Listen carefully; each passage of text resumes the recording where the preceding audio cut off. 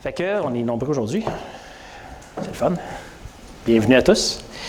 Et puis, il a été décidé, si vous étiez là cette semaine, on a décidé finalement qu'on va entreprendre l'immense aventure de l'Apocalypse.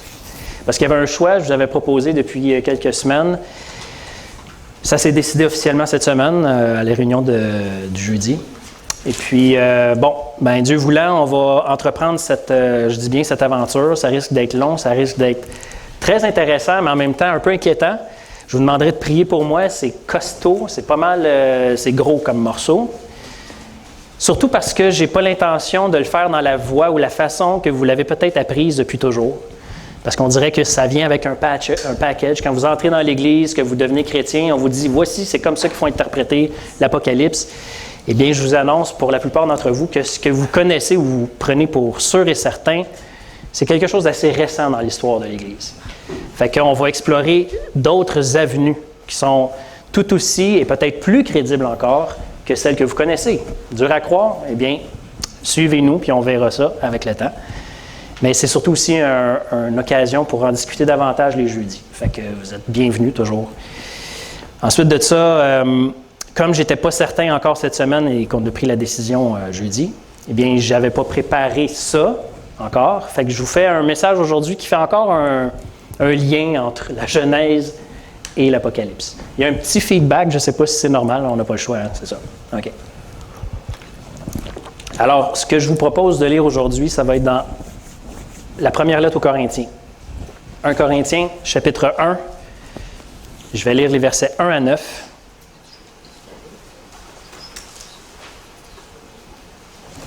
« 1 Corinthiens, chapitre 1, les versets 1 à 9. C'est la version Louis II, mais modifiée, parce que je vais souvent dans le grec, puis je fais des petits ajustements quand je trouve que le texte qu'on lit dans nos traductions s'éloigne ou est moins... nous enlève une précision importante, disons. Je vais dire ça comme ça. Fait que suivez-moi bien. Et puis, l'autre chose, c'est que je ne vous mets pas dans le contexte de la lettre de Paul aux Corinthiens, parce que ce n'est pas ça le but aujourd'hui. Je veux simplement faire, comme je le disais, un pont qui va nous introduire finalement à la lettre de l'Apocalypse, au livre de l'Apocalypse. Alors, je lis. Paul, appelé à être apôtre de Jésus-Christ par la volonté de Dieu, et le frère Sosthène, à l'Église de Dieu qui est à Corinthe, à ceux qui ont été sanctifiés en Jésus-Christ, appelés à être saints, en union avec tous ceux qui invoquent, en quelque lieu que ce soit, le nom de notre Seigneur Jésus-Christ, leur Seigneur et le nôtre. Grâce et paix pour vous tous, de la part de Dieu, notre Père, et du Seigneur Jésus-Christ. Je rends à mon Dieu de continuer l'action de grâce à votre sujet, pour la grâce de Dieu qui vous a été donnée en Jésus-Christ. Car en lui, vous êtes pleinement enrichis en toute parole et en toute connaissance, le témoignage de Christ étant solidement établi parmi vous, de sorte qu'il ne vous manque aucun don dans l'attente où vous êtes de la révélation de notre Seigneur Jésus-Christ. Il vous affermira aussi jusqu'à la fin, pour que vous soyez irréprochables au jour de notre Seigneur Jésus-Christ. Dieu est fidèle, lui qui vous a appelé à la communion de son Fils, Jésus-Christ, notre Seigneur. Amen. J'aimerais, par ce message, si possible et par la grâce de Dieu, qu'on puisse comprendre ceci aujourd'hui. Puisque le Seigneur nous appelle à former en lui ou avec lui la nouvelle société du royaume éternel de Dieu, puisque c'est le cas. Et puisque l'établissement de ce règne-là, le règne de Christ qui vient visiblement un jour, bientôt on l'espère, mais puisqu'il vient, et il doit commencer par quelque chose de très important, et c'est le jour du jugement. C'est avec ça que va être inauguré le règne visible de Christ sur terre, le jour du jugement. Donc, puisque ça s'en vient, combien devons-nous laisser l'Évangile nous transformer à l'image de celui qui est saint?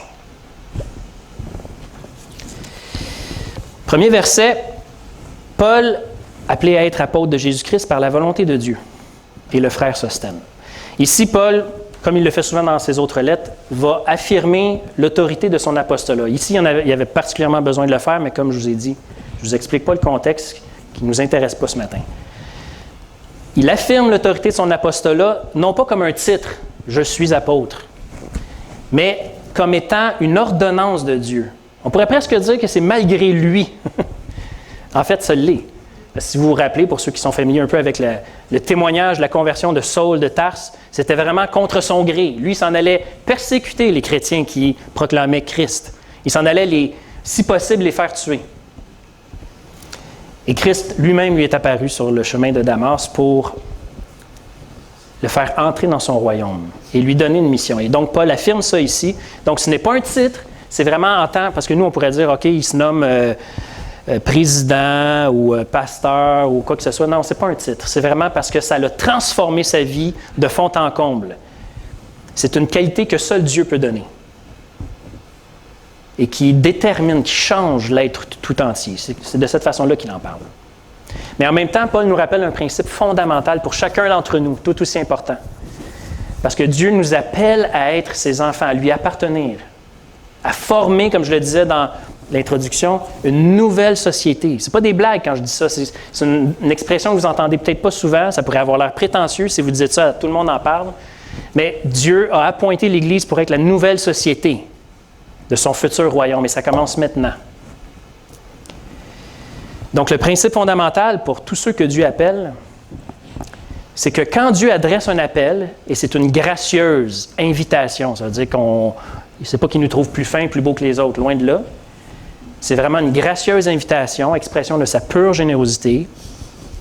Et à qui que ce soit, c'est une responsabilité pour nous. C'est une responsabilité qui est très précieuse, mais qui n'est praticable, on ne peut pas entrer là-dedans d'aucune façon si c'est en dehors de Dieu lui-même. C'est lui qui nous donne les moyens, c'est lui qui nous donne le but aussi. Parce qu'on devient chrétien et on se dit « je vais pouvoir m'épanouir ». Bien, je suis désolé, le but de Dieu, ce n'est pas ça. Le but de Dieu, c'est vraiment pour sa gloire et dans la direction que lui va donner. Et savez-vous quoi? Ça va coûter quelque chose parce que le monde dans lequel on baigne nous formate. Tu sais, formater, c'est un langage informatique, là, mais c'est un peu ça qui se passe avec nous. On est formaté pour penser que le but premier, c'est nous. Mon intérêt, mes choix, mon plaisir, mon épanouissement, etc. C'est loin d'être ça. Fait que c'est sûr que ça provoque un dérangement et ça continue de le faire, même souvent, longtemps. Par contre, à travers cette perte de nous-mêmes, si on peut dire ça, Jésus a promis également qu'on allait être encore plus rencontrés, encore plus devenir nous-mêmes, encore plus nous épanouir, si on aime ce mot-là. Autrement dit, son appel, quand c'est Dieu qui appelle, il est toujours, il faut comprendre au moins qu'il y a au moins 3 choses qui accompagnent son appel. Quand il appelle quelqu'un, il lui dit dans le fond, « ça me fait vraiment plaisir de t'appeler. Ça me fait vraiment plaisir. » Parce qu'on peut peut-être penser comme chrétien que ce Dieu qui nous appelle, c'est un peu à contre-cœur qu'il fait en disant « Ah, j'ai pas bien le choix, Jésus t'a sauvé, là, fait que je vais te donner une mission, mais si c'était rien que de moi, je te... Hein? » Non, c'est vraiment un pur plaisir que Dieu a, le plaisir de sa volonté qu'il nous adresse. Et donc ça devient une puissante motivation.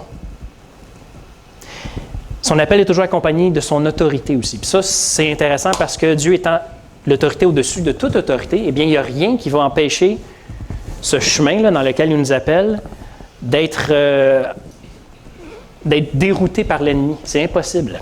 Impossible.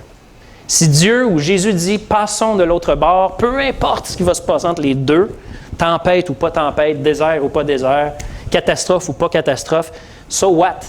Tu vas arriver à l'autre bord. Le Seigneur te tient. Tu es avec lui dans la barque. Et son autorité nous donne une assurance. Et son appel est accompagné de sa providence ou de sa provision. C'est un langage qu'on utilise beaucoup entre chrétiens, mais ça veut juste dire que du début à la fin, dans son appel, c'est exclusivement aux frais de Dieu. Un bon exemple, c'est le soldat, les militaires. Est-ce qu'on demande aux militaires d'assurer leurs revenus quand ils vont à la guerre? Est-ce qu'on leur demande d'aller chez Walmart s'acheter l'équipement de combat ou d'acheter leurs armes à feu? Non, non. Si tu consacres ta vie à la cause que l'armée défend, tout est fourni avec ça. On t'amène, on te nourrit, tout. On va même fournir ton sarcophage, parce que c'est possible que ça se termine comme ça. On fournit tout.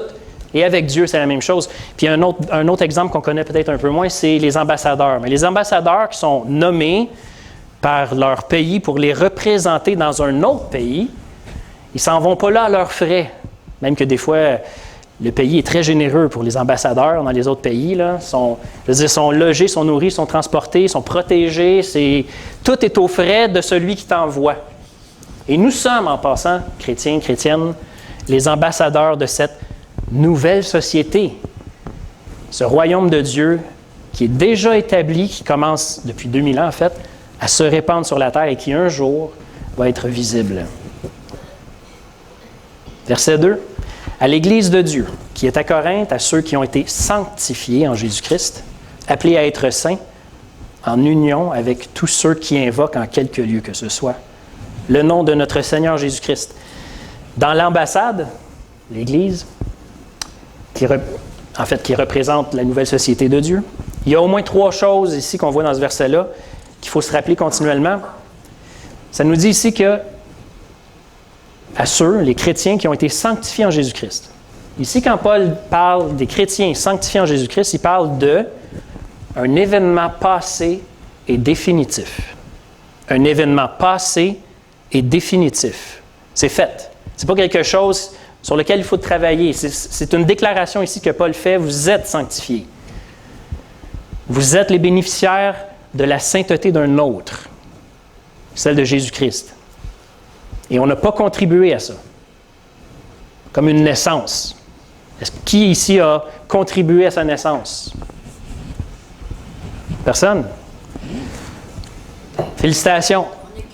Bon, on a crié, mais ça, c'est parce qu'on est né rendu là, on était déjà, il y a quelqu'un qui nous a poussés dehors, ou tiré, selon le cas, là. Mais bref, on était complètement passifs dans cette mise au monde. Eh bien, ici, on a été sanctifiés. Comment on a été sanctifiés? Je fais juste une parenthèse, elle est importante. On a été, je le dirais comme ça, involontairement séparés du péché par l'appel de Christ, du Père, en fait. Par son appel, on a été séparés du péché et consacrés. Consacrés à Dieu. Tu sais, on amène les enfants à l'Église pour les consacrer au Seigneur, mais Christ nous a consacrés à son Père au moment où il nous a unis à lui. Quand est-ce qu'on a été unis à Christ? À partir du moment où on a placé notre confiance en lui. Et je dirais notre confiance misérable en passant.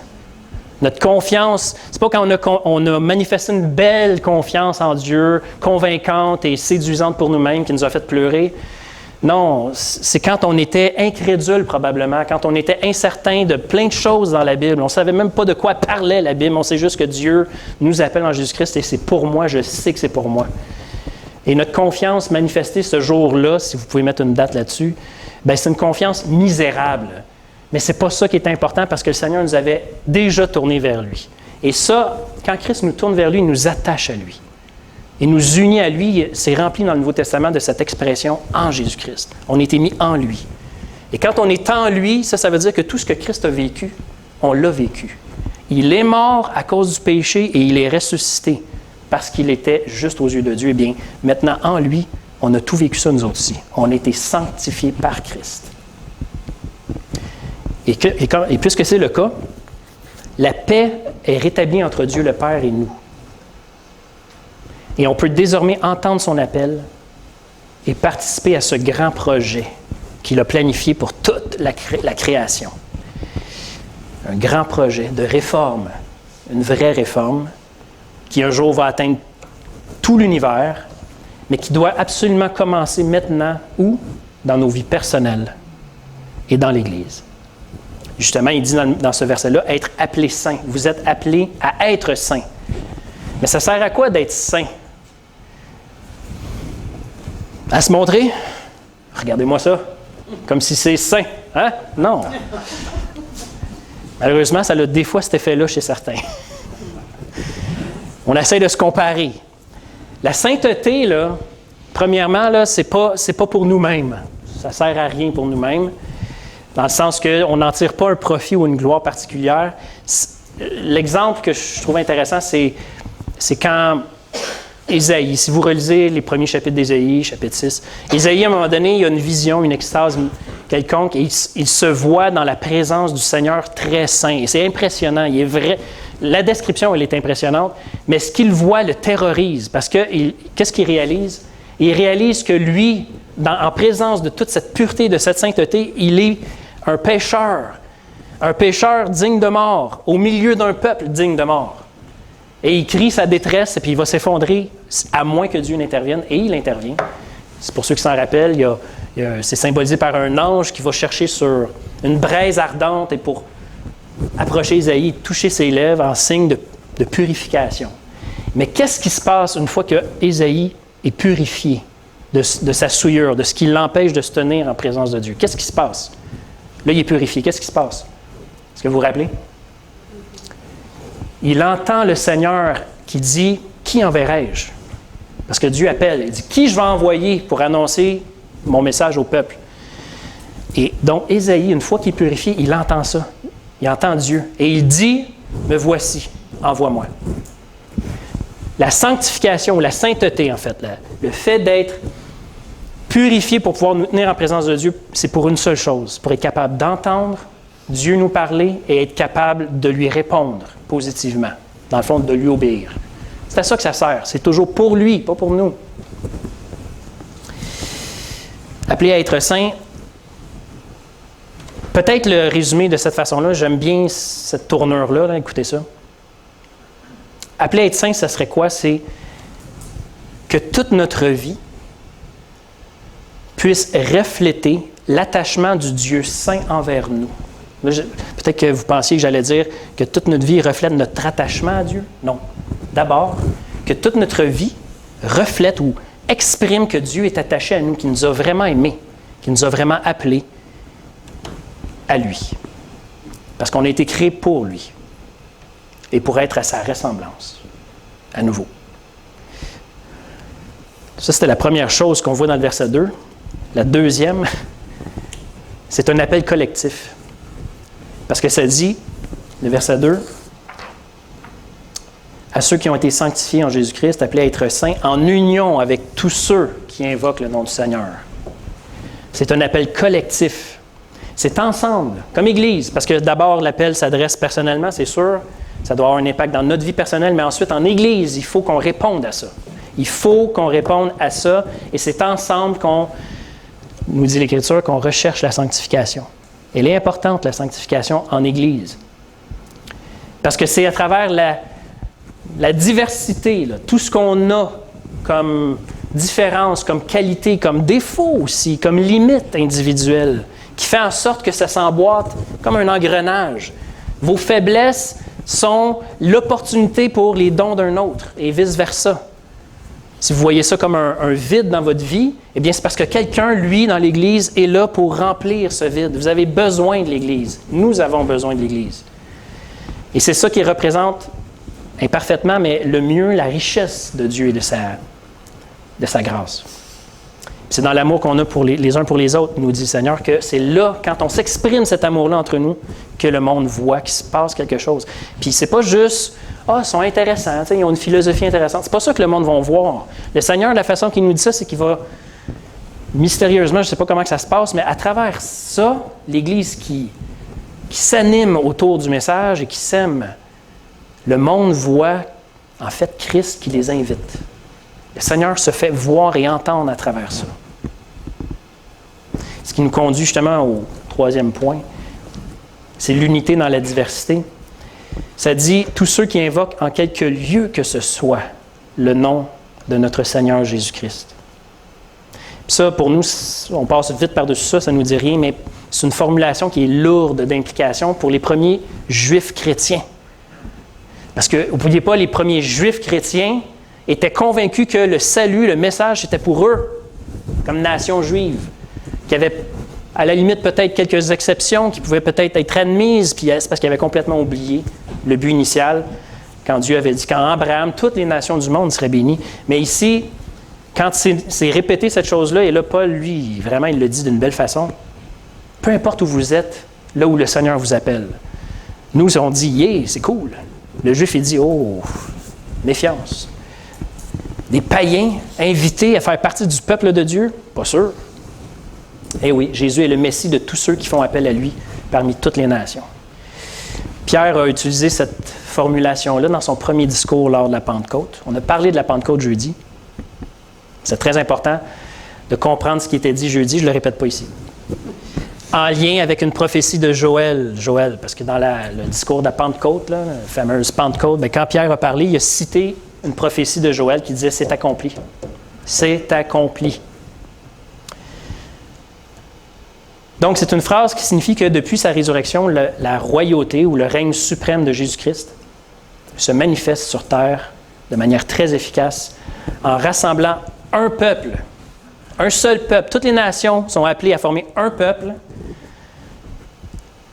Peu importe la langue que vous parlez, peu importe la race que vous êtes, dans le fond, vous êtes appelés à former un peuple qui a un seul message, qui a un seul but, une unité, qui parle le même langage en quelque sorte, le même langage. Et tout ça, ce n'est pas fondé sur notre volonté de le faire arriver, c'est parce qu'il y a quelqu'un de vivant et de puissant au milieu de nous qui le fait, c'est le roi des rois. Je ne sais pas si vous aimez l'histoire, l'histoire générale du monde, mais c'est fascinant de voir à quel point toutes les civilisations, toutes les époques ont voulu faire arriver une chose, unifier la terre. Rassembler tout le monde sous un seul gouvernement, une seule autorité, une seule loi, puis malheureusement, comme pécheurs, on est obligé de faire intervenir la force pour dire non, on a une noble cause, on veut unifier la terre, on veut avoir un peuple uni. Aujourd'hui, on dit un gouvernement mondial, mais ça n'a pas, je veux dire, il n'y a rien changé. C'est le même depuis longtemps, depuis le début en fait.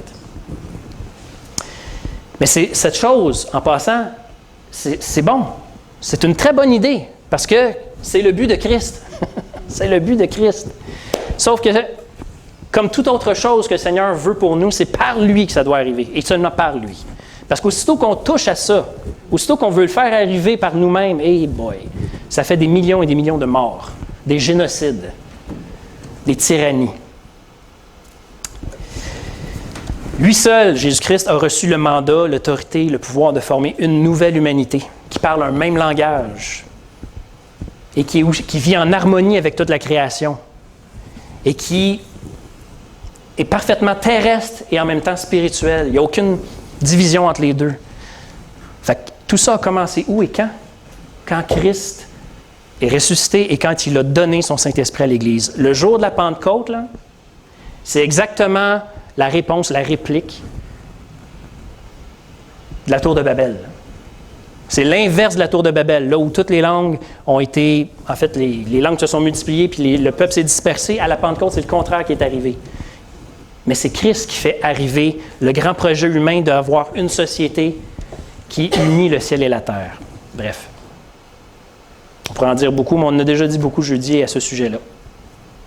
Verset 3, « Grâce et paix pour vous tous de la part de Dieu, notre Père et du Seigneur Jésus-Christ. » C'est une immense vocation. Mais, encore une fois, elle n'est possible que dans l'assurance renouvelée dans notre vie que la grâce de Dieu est pour nous. Vraiment. Il faut constamment, et là c'est un vœu, une prière que Paul fait, grâce et paix pour vous tous de la part de Dieu, notre Père. Il faut aller puiser là-dedans constamment. C'est là qu'elle est notre source de courage, notre motivation, notre assurance et notre paix. Quand on parle de grâce et paix ici, quand on parle de grâce, j'ai formé cette phrase-là qui, Antidote n'aime pas du tout. Elle va dire, tu ne peux pas écrire ça, c'est trop répétitif, trop redondant. C'est quoi la grâce? C'est une abondance de générosité gratuite donnée par Dieu. C'est, comment on dit ça? En tout cas, c'est redondant. Hein? Ça veut tout dire la même chose. Fait que normalement, c'est pas une bonne phrase en français, on ne peut pas écrire ça. Mais moi, je le dis pareil.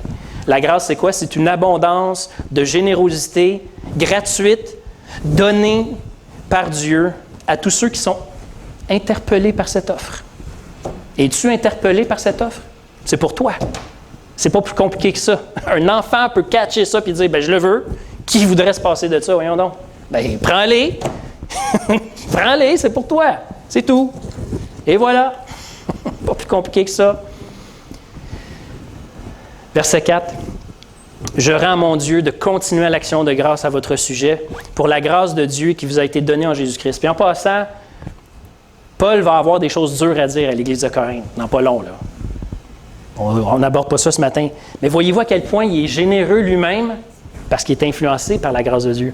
Il est généreux lui-même pour édifier cette Église-là, pour l'affermir dans la certitude qu'il est bien-aimé de Dieu, ce peuple. Et parce qu'il est bien-aimé, il va falloir qu'il entende des choses plus dures à entendre après. Mais c'est dans l'amour de Dieu que Dieu reprend, toujours.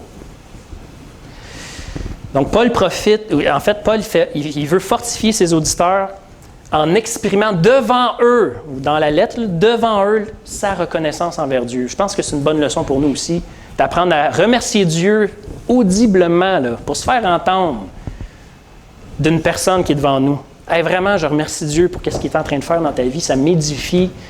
C'est une bénédiction de ce qui se passe là. Exerçons-nous peut-être à faire ça. Verset 5. « Car en lui, vous êtes pleinement enrichis en toute parole et en toute connaissance. » Encore là, il veut renchérir le fait qu'ils sont tellement embrassés par Dieu, tellement comblés en lui. Peut-être parce qu'ils l'ont oublié. Mais Paul, en tout cas, se fait un travail de le rappeler. Puis ici, il dit, vous êtes enrichis en toute parole et en toute connaissance. Ça veut dire, bon, sans entrer dans les détails, les Corinthiens semblent vraiment avoir compris pleinement les implications de la grâce de Dieu et pas juste les implications théologiques, là, les implications pratiques. Ils sont vraiment dans l'exercice des dons spirituels, eux autres. Ils ont vraiment compris que le Seigneur permet ça et donc ils veulent vraiment l'explorer, puis avec un enthousiasme qui est très correct. Mais ils ont probablement oublié des choses aussi. Puis Paul va leur faire remarquer plus loin qu'il leur manque malgré tout un discernement spirituel et essentiel, qui est peut-être un peu en rapport avec la phrase suivante, au verset 6. Le témoignage de Christ étant solidement établi parmi vous. Le témoignage de Christ. Quand Dieu donne, ça je le répète souvent à ceux qui sont familiers, qui sont de la famille, la maison, je veux dire.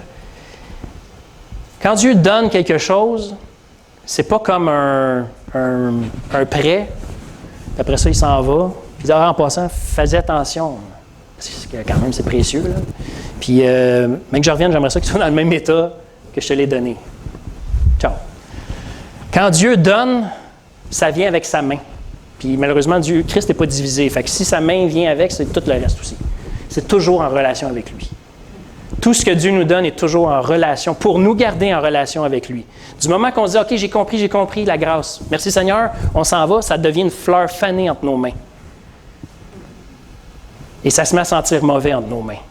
C'est toujours pour nous garder en relation avec lui. Donc, peut-être que les Corinthiens, mais sans aller plus loin, ont perdu de vue cette redevabilité envers Jésus-Christ. Mais le point essentiel, c'est que toute la richesse des dons que Christ nous fait, que Dieu nous fait, est intimement attachée et dépend de sa présence. Sa vraie présence au milieu de nous. Nos trésors précieux doivent rester attachés au but que le Seigneur lui donne. Hey, j'ai un don extraordinaire pour je ne sais pas quoi. Peu importe. Un don vraiment béni, là. Mais si je me sers de ça pour faire ce que je veux avec, je suis à côté de la traque. Fait que le Seigneur a dit, je te donne quelque chose, mais c'est parce que j'ai un but pour ça. Demande-moi c'est quoi. Ça doit servir son plan. Et son plan, savez-vous quoi? Ça va vers un point très précis dans l'histoire de l'humanité, et c'est le grand jour du jugement. Verset 7. De sorte qu'il ne vous manque aucun don, dans l'attente où vous êtes de la révélation de notre Seigneur Jésus-Christ. Et le mot, j'insiste pour révélation, je pense que c'est peut-être manifestation dans certains cas, ou quel autre mot ils ont choisi, je ne sais pas, mais littéralement, c'est apocalypsis. C'est le même mot qu'on a choisi pour le livre de l'Apocalypse. La révélation de Christ, ça fait exactement référence au jour où lui va revenir. Donc, ces dons que vous avez, il vous en manque pas. Ensemble, vous êtes une mine de dons. Mais tout ça, c'était pourquoi? C'est pour nous attirer notre attention sur quelque chose. Il y a un but, et ce but, c'est quoi? Christ revient. Christ revient. Il faut garder constamment, il faut s'éveiller à la réalité de cette venue. La lumière à l'horizon, c'est elle qui nous guide, c'est comme un phare dans la nuit. Il faut absolument se rappeler que le Seigneur revient. C'est une bonne nouvelle pour les croyants. Très bonne. Moins bonne pour les non-croyants. Vraiment moins bonne. Mais il faut garder cette vision claire, et on va le faire prochainement, Dieu voulant, en abordant le livre de l'Apocalypse. C'est une vision claire. Si on ne sait pas où est-ce qu'on s'en va, on ne sait pas pourquoi il faut donner des efforts, pourquoi il faut persévérer, pourquoi il faut s'attacher au Seigneur. C'est le fun de s'attacher au Seigneur, mais quand tu ne sais plus exactement pourquoi, j'irais bien écouter un petit épisode là, à la télévision. Là. Alors que peut-être que ce serait le temps d'intercéder pour quelqu'un à ce moment-là, mais si tu ne sais pas pourquoi intercéder pour cette personne-là, ça peut attendre. Bref, une attente active. Mais c'est une attente active de la venue de Jésus-Christ, de sa révélation. Ça doit être une assurance joyeuse, c'est sûr, pour les croyants, comme je le disais. Mais Christ prépare son retour. Saviez-vous comment Christ prépare son retour? Par l'obéissance de l'Église. Il y a une drôle de phrase dans l'Écriture qui nous parle d'hâter le retour du Seigneur. C'est bizarre un peu comme comment on peut hâter. Pourtant, Dieu a tout prévu, son agenda il est super précis. Puis est-ce qu'on pourrait... Ça pourrait vouloir dire, autrement dit, pour préparer son retour de manière efficace. Est-ce que quand Christ va revenir, il va encore avoir de la foi, une foi sur la terre? Ça s'adresse à l'Église en passant. Est-ce que l'Église manifeste clairement sa mission, la raison pour laquelle elle est là ou non? Notre obéissance est essentielle au plan de Dieu.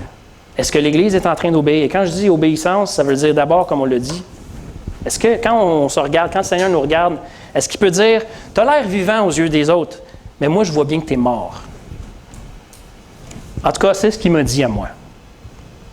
Et ça implique des choses, ça implique des choix, ça implique des décisions coûteuses peut-être, douloureuses, pénibles.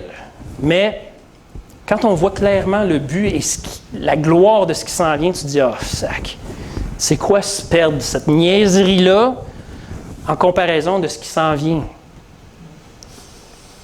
C'est un jour de jugement, comme je le disais, pour la perte éternelle de tous ceux qui auront méprisé le don gratuit de Dieu, sa grâce, Jésus-Christ, mais pour l'obtention de récompenses pour tous ceux qui lui appartiennent, des positions d'autorité dans son royaume, où on perd ces positions aussi. Si on n'a pas été des chrétiens obéissants, on va le regretter.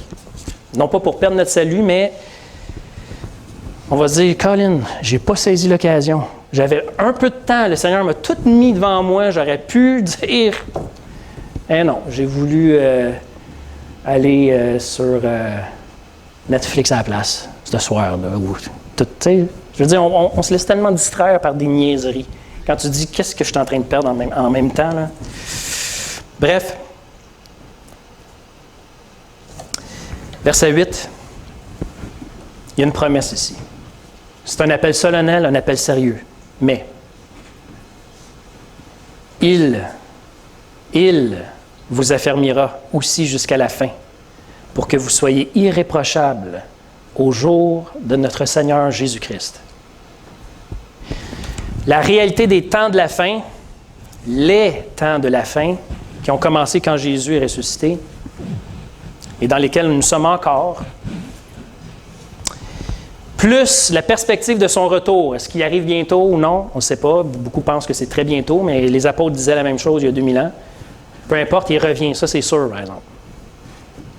Donc, la réalité des temps de la fin, la perspective de son retour et de notre comparution devant lui. Et on va être seul en passant. D'abord, on va être seul devant lui pour rendre nos comptes à nous, à lui seul. On ne va pas dire, ouais, mais tel autre m'avait insisté. Non, c'est de la faute de... Non, c'est toi. Tout ça doit entretenir en nous une sainte crainte respectueuse, je crois, puis une attention soutenue à notre conduite.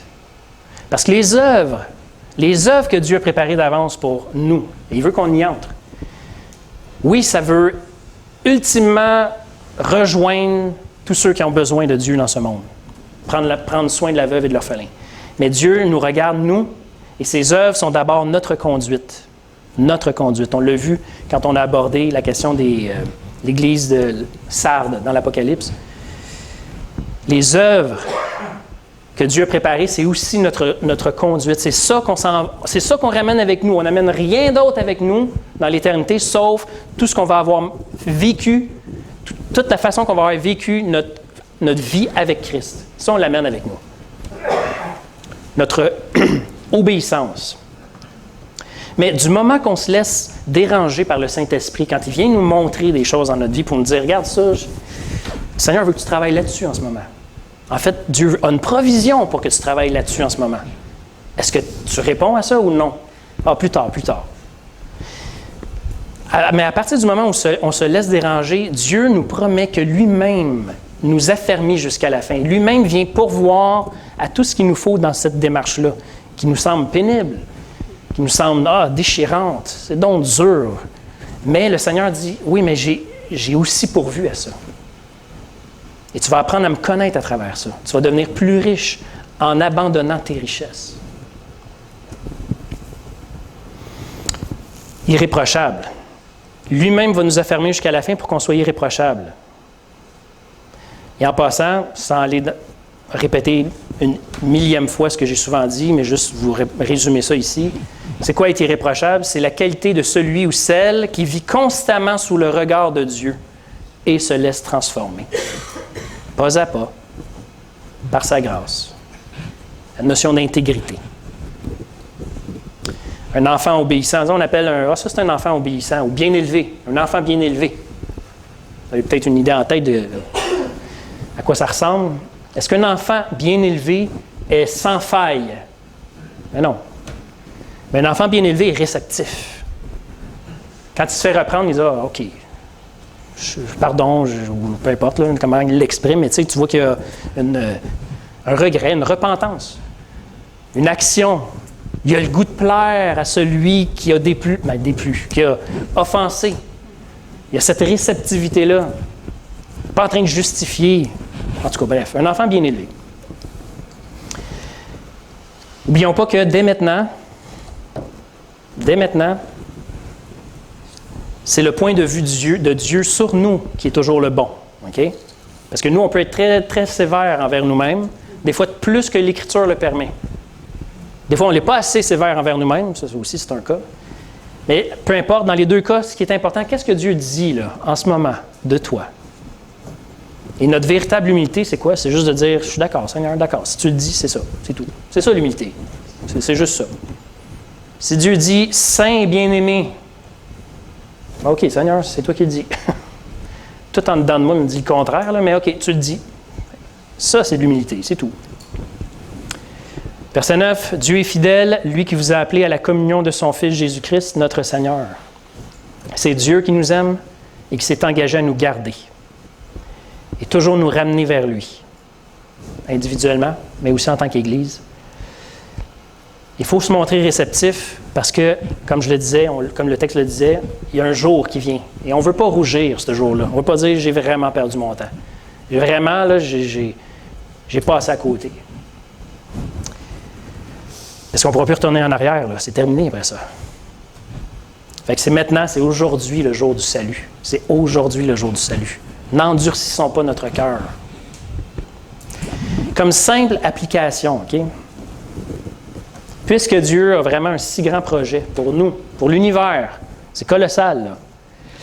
Puisque l'Église, dans son union avec Jésus-Christ, l'Église représente la nouvelle humanité. Ce que Dieu veut comme humanité sur terre, dans sa création. C'est supposé de commencer ici dans l'Église. Puisque le temps approche où plus personne ne va pouvoir dire « OK, je vais me reprendre. » Non, il est trop tard, là, c'est fini. Jésus vient, est arrivé en fait. Ça arrive, ça, là, c'est bientôt. Puisque tout ça est sur le point d'arriver, en fait. Prenons au sérieux la présence du Seigneur, des Seigneurs, au milieu de nous. Et toutes les occasions qu'il nous donne de lui répondre. Il faut faire honneur à notre rôle d'ambassadeur de la nouvelle société. Et je vais vous lire le verset 10 qu'on n'a pas lu, mais je vous le lis, ça va être la conclusion. Qui dit « Je vous exhorte, frères, par le nom de notre Seigneur Jésus-Christ, à tenir tous un même langage, à ne point avoir de division parmi vous, mais à être parfaitement unis dans un même esprit et dans un même sentiment. » Un même langage, pas de division, parfaitement unis, un même sentiment. Tout le contraire de Babel, encore une fois, là, c'est vraiment intéressant de voir le contraste. En Christ, on est appelé à former une nouvelle société. Et chacun d'entre nous, qu'est-ce qui va en déterminer l'issue? Notre conduite personnelle. Les choix qu'on fait devant le Seigneur. Je dis, OK, Seigneur, je dis oui à ce que tu me montres en ce moment. Montre-moi maintenant comment m'en détacher de ce qui me gêne ma marche, de ce qui m'endurcit, de ce qui fait que les chrétiens me tombent ses nerfs. Viens m'aider avec ça, Seigneur, j'ai besoin de toi. Puisque c'est toi qui nous appelles, c'est toi qui pourvois. Fais-le. Et permets-moi, même montre-moi comment recevoir, je ne sais même pas comment. Montre-moi comment recevoir. Aussi simple que ça, mais aussi sincère que ça. Que Dieu nous vienne en aide. J'espère que ça ne vous fait pas peur, mais en même temps, je pense que l'Apocalypse, même de la façon qu'elle est écrite, c'est une forme littéraire qui était conçue pour éveiller l'imagination du monde et les saisir, dire « Oh, oh, c'est spectaculaire, c'est fou là, ce qui se passe. » Capte l'attention, tous les sens même, les l'ouïe, quasiment l'odorat. Tout ça pour dire, celui qui parle est saint et il appelle et c'est du sérieux. C'est ça l'Apocalypse. Êtes-vous sûr que vous voulez aller dans l'Apocalypse? Oui? OK. Non, mais il y a une bénédiction de rattacher à ça. Là. Pardon? Oui, ça nous rappelle le but. Pourquoi on fait tout ça? Pourquoi on prendrait ça au sérieux? Parce qu'il y a vraiment quelque chose qui s'en vient de précieux et d'important. Fait que oui, par la grâce de Dieu. Prions.